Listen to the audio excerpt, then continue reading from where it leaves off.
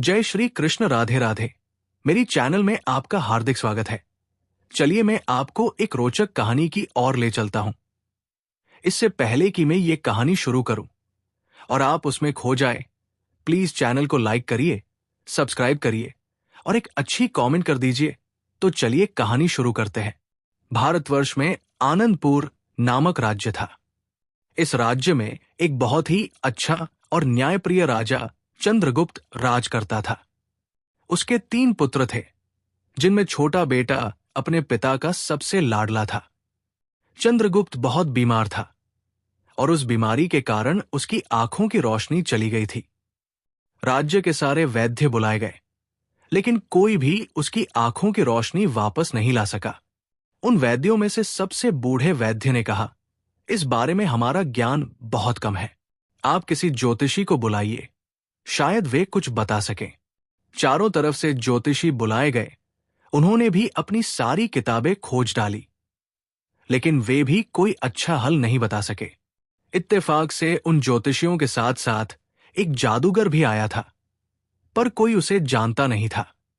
जब सब लोगों ने जो कुछ कहना था कह लिया, तब वो जादूगर आगे आया और बोला, मैं आपके जैसे कई मामलों के किस्से जानता हूं। इसका कोई इलाज नहीं है, लेकिन सोई हुई रानी के शहर में एक कुआं है। उसी के पानी से आपकी आंखों की रोशनी वापस आ सकती है। यह सुनकर लोग आश्चर्यचकित हो गए, क्योंकि इससे पहले किसी ने भी सोई हुई रानी का नाम नहीं सुना था। इससे पहले कि वे ये जानने की कोशिश करते कि वो सोई हुई रानी कौन है, वो जादूगर वहां से गायब हो गया और फिर कभी किसी ने उसे वहां नहीं देखा। यह सुनकर राजा उत्सुक हो गया कि वो आदमी कौन था जिसने उसे ये इलाज बताया, पर कोई उसे जानता नहीं था। उन ज्योतिषियों में से एक ने कहा, महाराज, वो पड़ोसी देश का कोई जादूगर हो सकता है और यहां अपने जादू से आ गया होगा।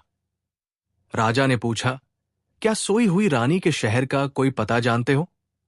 एक बूढ़े दरबारी ने कहा, महाराज, हमें तो नहीं मालूम कि वो जगह कहाँ है। अगर मैं जवान होता तो मैं खुद ही उसे ढूंढने चला जाता। इस पर राजा का बड़ा बेटा बोला, अगर किसी को उस शहर को ढूंढने जाना है तो मैं जाऊंगा, क्योंकि बड़े बेटे होने के नाते ये मेरा फर्ज है कि मैं अपने पिता की तंदुरुस्ती की देखभाल करूं। राजा प्रेम से बोला, शाबाश बेटे, शाबाश। मेरा आशीर्वाद तुम्हारे साथ है। तुम घोड़ा, पैसा या और भी कुछ जो तुम्हें चाहिए ले जाओ। मैं 3 महीनों में तुम्हारी वापसी का इंतजार करूंगा कि तुम उस शहर का पता लगाकर आओगे। बड़ा बेटा राज्य के समुद्र तट पर गया और एक जहाज पर चढ़ गया। वो जहाज कई जगहों पर रुकते हुए जाने वाला था।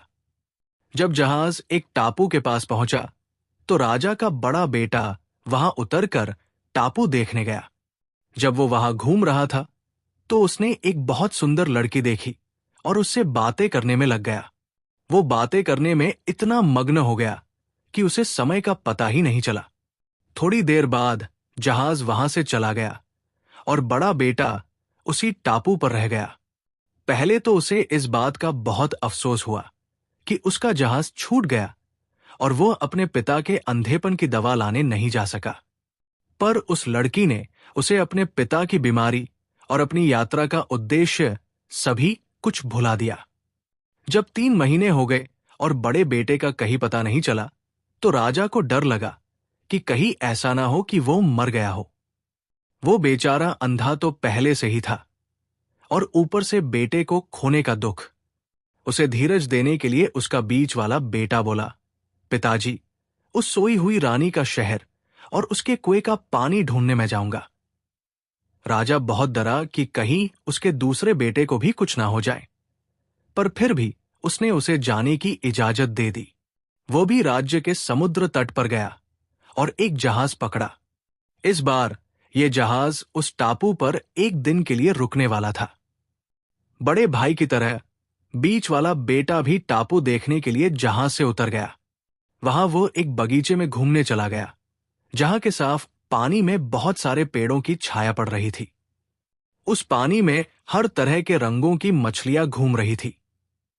उसे सब कुछ बहुत अच्छा लगा। वहां से वो शहर की सड़कों पर घूमने चला गया। घूमते घूमते वो एक चौराहे पर पहुंच गया जिस पर संगमरमर का एक फव्वारा लगा हुआ था। उस चौराहे के चारों ओर बहुत सारी इमारतें थी और उन इमारतों के बीच एक बहुत ही सुंदर महल था। उस महल में सोने चांदी के खंभे और दीवारें थी जो धूप में चमक रही थी। राजकुमार को उन सोने चांदी की दीवारों के उस पार अपना बड़ा भाई घूमता हुआ दिखाई दिया। उसने उसे आवाज लगाई, भैया, तुम यहां क्या कर रहे हो? तुम वापस घर क्यों नहीं आए? हम तो समझे कि तुम मर गए हो। खैर, दोनों ने एक दूसरे को गले लगाया। फिर बड़ा भाई बोला, एक बार जब मैं टापू पर उतर गया तो मैं यहां से वापस ही नहीं जा सका। फिर मुझे एक बहुत सुंदर लड़की मिल गई जिसके पास बहुत कुछ था और उसकी एक बहुत ही प्यारी सी छोटी बहन भी है। अगर तुम्हें वो पसंद हो तो तुम उससे शादी कर लो। इसी तरह से 12 घंटे बीत गए और बीच वाला बेटा भी अपने जहाज पर नहीं चढ़ सका। पहले तो वो दुखी रहा, फिर वो भी सब कुछ भूल गया। अपने पिता को जादुई पानी और अपने भाई की तरह वो भी उस सोने चांदी के महल में बंद होकर रह गया। फिर जब 3 महीने और बीत गए और राजा का बीच वाला बेटा भी वापस नहीं आया तो राजा को बहुत चिंता हुई। उसे और उसके सारे दरबारियों को डर था कि वो भी कहीं अपने बड़े भाई की ही तरह मर ना गया हो। ये देखकर राजा के सबसे छोटे बेटे ने ऐलान किया कि वो अब अपने भाइयों को ढूंढने और उस जादुई पानी को लाने के लिए खुद जाएगा। राजा दुखी होकर बोला, अब तुम भी मुझे छोड़कर जाना चाहते हो? अंधा और दुखी तो मैं पहले से ही हूं, और फिर मैं अपना आखिरी बेटा भी खो दूं? नहीं, नहीं, ऐसा नहीं हो सकता। मैं तुम्हें जाने नहीं दूंगा। पर छोटे लड़के ने अपने पिता को उम्मीद दिलाई कि वो चिंता ना करें। वो जल्द ही अपने तीनों बेटों को सकुशल देखेगा।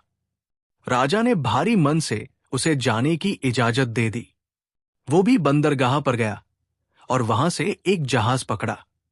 वो जहाज भी उस टापू पर रुका। वो जहाज वहां 2 दिन रुकने वाला था। जहाज के कप्तान ने छोटे लड़के से कहा कि वो अगर चाहे तो उस टापू पर उतर कर देख सकता है, पर उसे समय पर जहाज में वापस आ जाना चाहिए।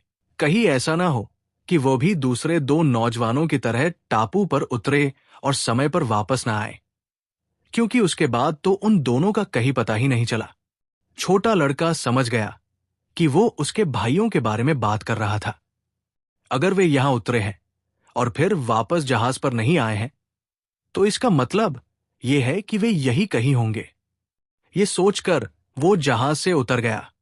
अगर वो इस टापू पर रहा तो शायद वो अपने भाइयों को यहां देख सके। घूमते घूमते वह भी उसी सोने चांदी के महल के पास पहुंच गया जहां उसके भाई रह रहे थे। वे उसे वहां दिख भी गए। वे आपस में गले मिले। उन्होंने छोटे भाई को बताया कि किस तरह से वे जादू की वजह से उस टापू को नहीं छोड़ सके। उन्होंने उससे ये भी कहा, हम लोग तो यहां स्वर्ग में रह रहे हैं। हमारे दोनों के पास एक एक सुंदर लड़की है। इस टापू की मालकिन मेरी है और उसकी छोटी बहन मेरे बीच वाले भाई की है। अगर तुम भी यही रहोगे तो हमारी उन लड़कियों की कोई तो बहन होगी जो तुम्हें पसंद आ जाए। पर छोटे भाई ने उनकी बात को बीच में ही काट दिया और कहा, भैया, तुम लोगों का दिमाग खराब हो गया है, इसलिए तुम अपने पिता के लिए अपना फर्ज भूल गए हो। मैं यहां सोती हुई रानी के कुएं का जादुई पानी लेने के लिए आया हूं और मुझे अपने इस इरादे से कोई नहीं हिला सकता। ना दौलत, ना ही आनंद और ना ही सुंदर लड़कियां। ये सुनकर उसके दोनों भाई चुप रह गए और गुस्से में वहां से चले गए। छोटा भाई जल्दी से अपने जहाज पर चला गया। जहाज के पाल खोल दिए गए और जहाज आगे की तरफ चल दिया। जैसे ही छोटा लड़का उस नए शहर की जमीन पर पहुंचा, उसने हर एक से सोती हुई रानी के शहर के बारे में पूछना शुरू कर दिया, पर किसी ने भी उसके बारे में कुछ नहीं सुना था। वो बेकार में इधर उधर ढूंढने के बाद किसी ने उसे एक बूढ़े के पास भेजा। वो बूढ़ा पहाड़ पर रहता था। बूढ़ा बहुत उम्र का था और कोई नहीं जानता था कि उसकी उम्र क्या है। छोटा लड़का पहाड़ पर चढ़ा और उसे वो दाढ़ी वाला बूढ़ा अपनी झोपड़ी में बैठा हुआ मिला। वहां जाकर उसने पूछा क्या आप सोई हुई रानी के टापू के बारे में कुछ जानते हैं? बूढ़े ने कहा, ओ नौजवान, मैंने उस जगह का नाम तो सुना है, पर वो जगह बहुत दूर है। वहां पहुंचने के लिए पहले तुम्हें एक समुद्र पार करना पड़ेगा, जिसे पार करने में करीब करीब 1 महीना लगेगा। और उस यात्रा में आए खतरों का तो कहना ही क्या है। और अगर तुम वो समुद्र सुरक्षित रूप से पार भी कर गए, तो सोती हुई रानी के टापू पर तुम्हारे लिए बहुत सारे खतरे होंगे। उस टापू का नाम ही बदकिस्मती का दूसरा नाम है, क्योंकि लोग उसे आंसुओं का टापू भी कहते हैं। छोटा लड़का उस टापू के बारे में जानकर बहुत खुश हुआ। वो बंदरगाह से जहाज पर चढ़ा और वहां से समुद्र पार किया। समुद्र बहुत ही डरावना था, क्योंकि वहां बहुत बड़े समुद्री जानवर थे और उसमें बहुत बड़े बड़े जहाज भी चल रहे थे। पर छोटा लड़का बहुत ही बहादुर शिकारी था। वो उन सब से बिल्कुल नहीं डरा। उसका जहाज उन जानवरों के पंजों में से निकलता हुआ आंसुओं के टापू में पहुंचा। वहां का बंदरगाह बिल्कुल सूना था और वहां कोई आवाज भी नहीं सुनाई पड़ रही थी। छोटा लड़का वहां उतरा और एक चौकीदार से रास्ता पूछा, पर वो ना तो बोला, ना ही हिला। वो आदमी मूर्ति की तरह खड़ा था। इसके बाद अपना सामान उठाने के लिए छोटा लड़का वहां के मजदूरों की तरफ बढ़ा, तो वे भी पत्थर की मूर्ति की तरह खड़े थे। उनमें से कुछ की पीठ पर भारी भारी संदूक थे और उनका एक पैर आगे की तरफ हवा में उठा हुआ था। छोटा लड़का शहर में दाखिल हुआ।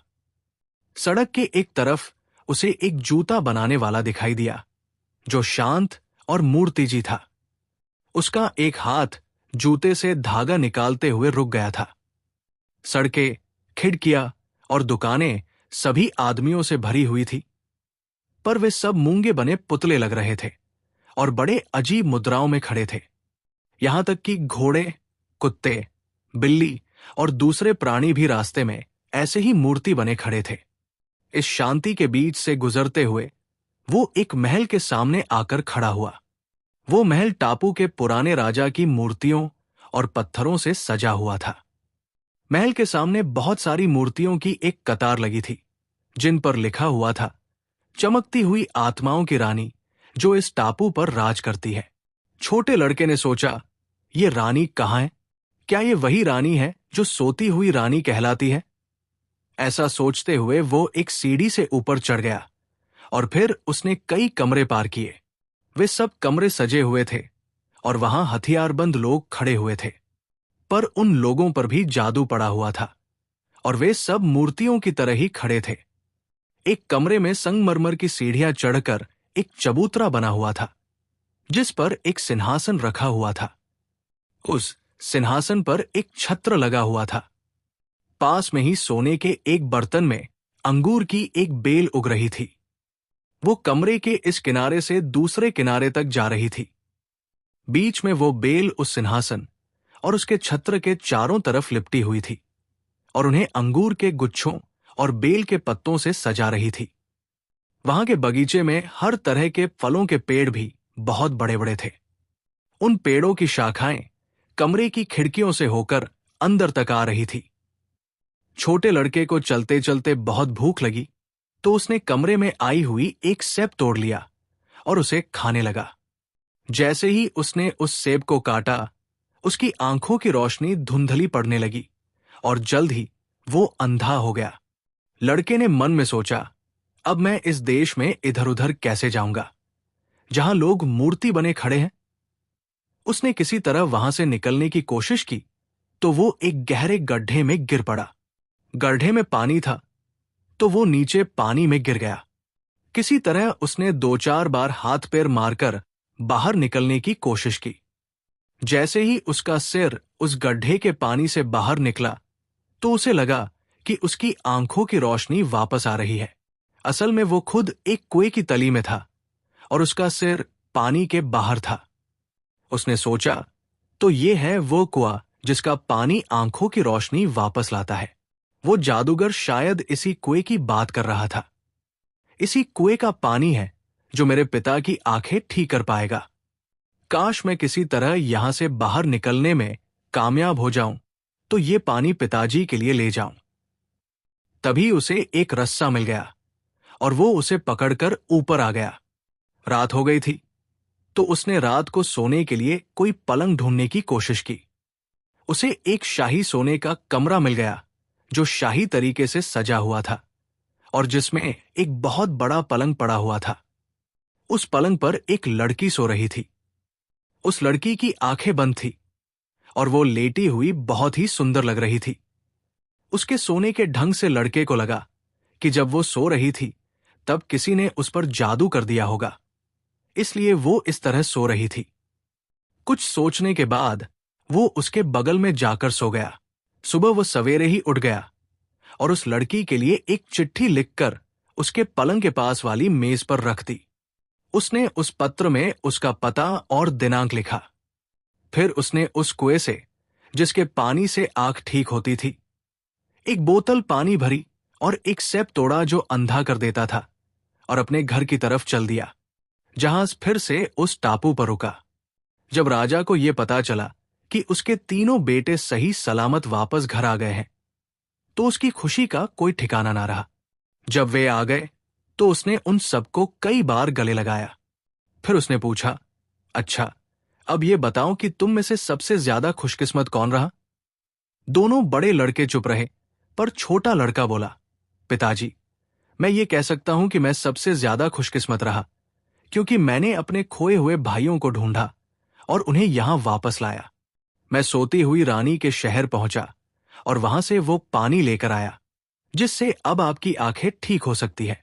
मुझे एक और भी आश्चर्यजनक चीज मिली। मैं आपको अभी दिखाऊंगा कि वो कैसे काम करती है। इतना कहकर उसने एक सेब निकाला और अपनी मां को खाने के लिए दिया। रानी ने जैसे ही उसमें दांत लगाया, वो अंधी हो गई। वो जोर से चीख पड़ी, अरे, ये क्या हुआ? मुझे तो कुछ दिखाई नहीं दे रहा है। छोटा राजकुमार बोला, मां, परेशान ना हो, मैं आपको अभी ठीक करता हूं। उसने पानी की बोतल निकाली और कहा, इसका बस एक बूंद पानी आपकी और पिताजी की आंख की रोशनी वापस ला देगा। पर वो पानी तो उसके दोनों बड़े भाइयों ने पहले ही बदल दिया था, इसलिए वो पानी जो छोटे लड़के के पास था, नकली था। वो अपने पिता और मां की आंखों की रोशनी वापस नहीं ला सका।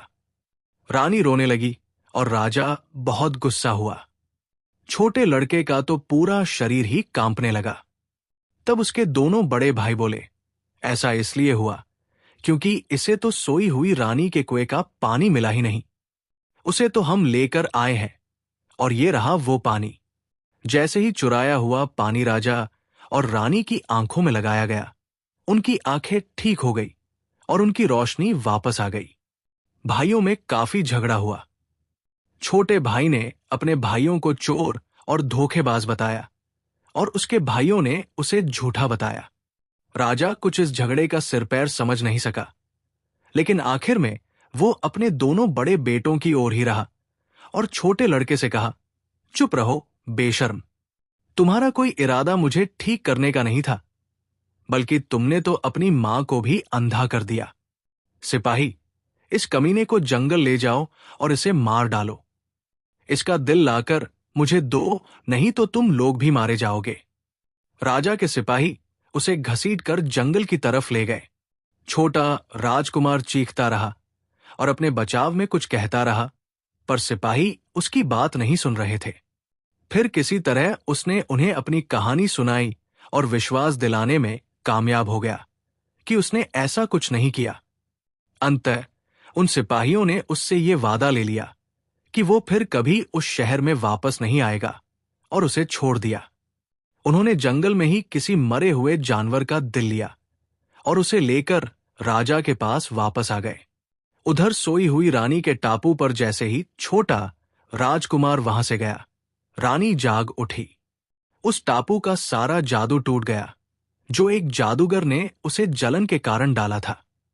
जादू ऐसे टूटा मानो जैसे उसी छोटे राजकुमार का इंतजार कर रहा हो। उस टापू के सारे लोग भी जाग गए और जिंदा हो गए। रानी ने अपनी आंखें मली और बोली, मुझे तो आश्चर्य है कि इस धरती पर कौन सा ऐसा इंसान है जो इस टापू पर आया और इस कमरे में रहा और मुझे और मेरे आदमियों को उसके जादू से आजाद करा गया। तभी एक दासी आई और उसने पलंग के पास की एक मेज पर रखा पर्चा लाकर उसे दिया। उस पर्चे से उसे पता चला कि वो आदमी राजा का बेटा था। तुरंत ही उसने राजा को एक चिट्ठी लिखी कि वो छोटे लड़के को वहां तुरंत ही भेज दे, नहीं तो वो उस देश पर चढ़ाई कर देगी। जब राजा को ये चिट्ठी मिली तो उसने दोनों बड़े बेटों को बुलाया और वो चिट्ठी पढ़ने को दी और उनकी राय पूछी। उनमें से किसी को नहीं पता था कि क्या कहें। आखिर में बड़ा बेटा बोला, हमें नहीं पता कि ये सब क्या है। जब तक कोई जाकर रानी से ये ना पूछे कि इसका क्या मतलब है, मैं खुद वहां जाता हूं और पता लगा कर आता हूं। राजा के बड़े बेटे के लिए यात्रा आसान थी, क्योंकि दुष्ट जादूगर का जादू टूट चुका था और सारे समुद्री जानवर समुद्र से गायब हो चुके थे। वहां उस टापू के सारे लोग भी जिंदा हो चुके थे, तो अब सब कुछ वहां सामान्य था। वो रानी के पास जा पहुंचा और बोला, मैं ही वो राजकुमार हूं। रानी, जो जल्द ही किसी पर विश्वास नहीं करती थी, रानी ने उससे कुछ सवाल पूछे। तुम यहां पहली बार किस दिन आए थे? तुमने ये शहर कैसे ढूंढा? जब तुम यहां आए तो मैं कहां थी? महल में तुम्हारे साथ क्या क्या हुआ था? अब तुम यहां क्या नई चीज देखते हो जो तुमने तब यहां नहीं देखा था जब तुम यहां पहली बार आए थे? रानी ने उससे और भी कई सवाल पूछे। बड़े लड़के ने खुद तो कुछ किया नहीं था, तो उनमें से किसी भी सवाल का जवाब ठीक से नहीं दे सका और हकलाने लगा। रानी को तुरंत ही पता चल गया कि वो झूठ बोल रहा था। उसने उसका सिर कटवाकर शहर के दरवाजे पर टंगवा दिया और उसके नीचे लिखवा दिया, अगर तुम झूठ बोलोगे तो तुम्हारा भी यही हाल होगा। इसके बाद राजा को रानी की दूसरी चिट्ठी मिली कि अगर उसके छोटे बेटे को उसके पास नहीं भेजा तो उसकी सेना उसके देश पर हमला करने के लिए तैयार है। वो उसके राज्य को, उसके परिवार को और उसे भी नष्ट कर देगी। छोटे लड़के को मारने के आदेश देने से राजा पहले ही बहुत दुखी था, तो उसने मंझले बेटे की तरफ देखा और बोला, अब क्या करें? उसे हम कैसे बताएं कि वो मर चुका है और तुम्हारा बड़ा भाई भी घर क्यों नहीं आया? मंझला लड़का बोला, ठीक है, मैं जाता हूं और देखता हूं कि क्या बात है। वो रानी के टापू पर पहुंचा, पर शहर के दरवाजे पर बड़े भाई के कटे सिर को टंगे देखकर उसे जो कुछ जानना था वो जान गया। वो तुरंत ही वहां से उल्टे पैर वापस आ गया और आकर कहा, पिताजी, बस अब हम मारे गए। बड़ा भाई मर चुका है और उसका सिर उस शहर के दरवाजे के ऊपर टंगा हुआ है। अगर मैं अंदर जाता तो एक और सिर उसके बराबर में लग जाता। राजा ये सब सुनकर बहुत दुखी हुआ। उसने कहा, क्या मेरा बड़ा बेटा मर गया है? अब मुझे पता चला कि मेरा छोटा बेटा बिल्कुल बेकसूर था और ये सब मुझे सजा देने के लिए हुआ है। अब तो सच बोल दो बेटे, मेरे मरने से पहले अपने गुनाह मान लो।